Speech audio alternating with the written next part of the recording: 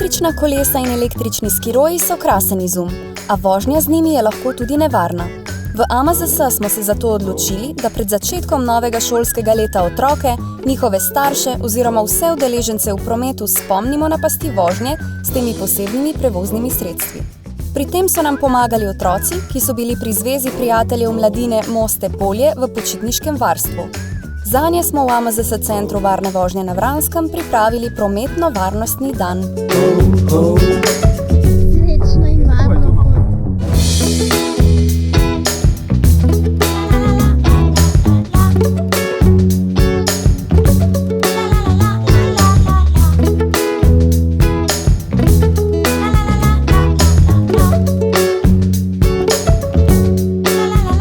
Najbolj všeč mi je bilo, ko smo bili na poligonu in smo imeli rolerje, električne skiroje in vse ostalo. Najbolj všeč mi je bilo, ko smo peljali motor. Da smo se peljali na tem vrtiljaku, teči so obrnili na glavo. Tam, ko sem se peljal z električnim skirojem. Dobri dan, kontrola prometa. Čelada je super, ima zavode. Sprednja lučka je zelo v redu. Kaj si se pa naučil kaj danes? Da rabimo paziti naše in da rabimo paziti na druge. Gre za posebna prevozna sredstva, sicer trenutno še ni zakonodajno povsem urejeno oziroma dorečeno. Gre za bistveno spremembo.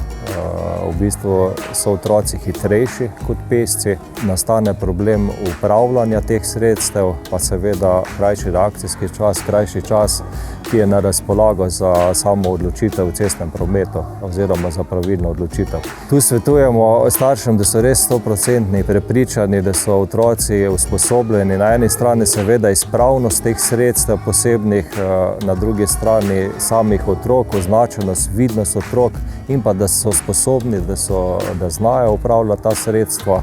Tudi zelo svetujemo uporabo čelad. Poznamo zadnje spremembe zakonske za vse kolesarje do 18 let starosti so obvezne kolesarske čelade.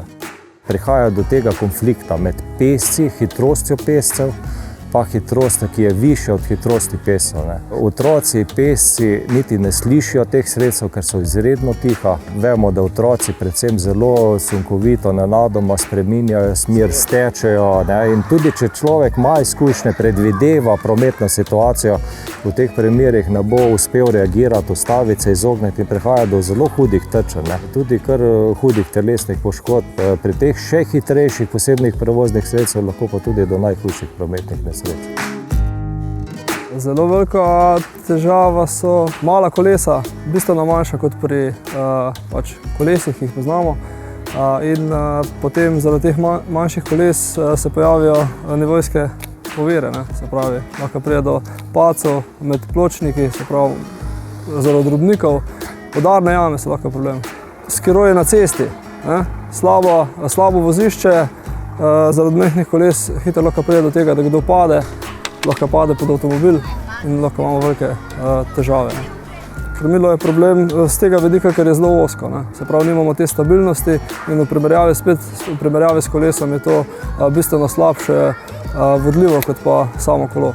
Ne sme manjkati kakšen zvok, ker to je zdaj največji problem. Skiroji so hitri, vozijo se med množico, med ljudmi, med pešci in se pojavi problem, da jih ne slišimo.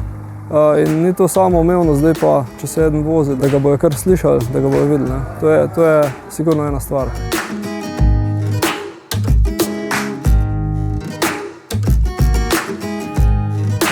Spet prihaja novo šolsko leto, prihaja pa tudi nova prometna sredstva in nove oblike mobilnosti. Zato si močno želimo, da bi pravzaprav našim otrokom omogočili in skupaj razvili pristope, da bi lahko oni sami ta nova prometna sredstva uporabljali tudi na svojih poteh v šolo, varno, tudi v odnosu do vseh ostalih udeležencev v prometu. In kako potuješ v šolo? Z avtom, s kolesom, s skirojem. Ali rolerje, ali kolo.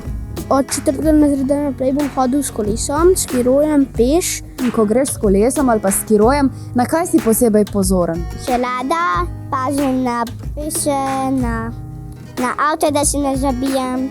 na znake, na avte in na promet.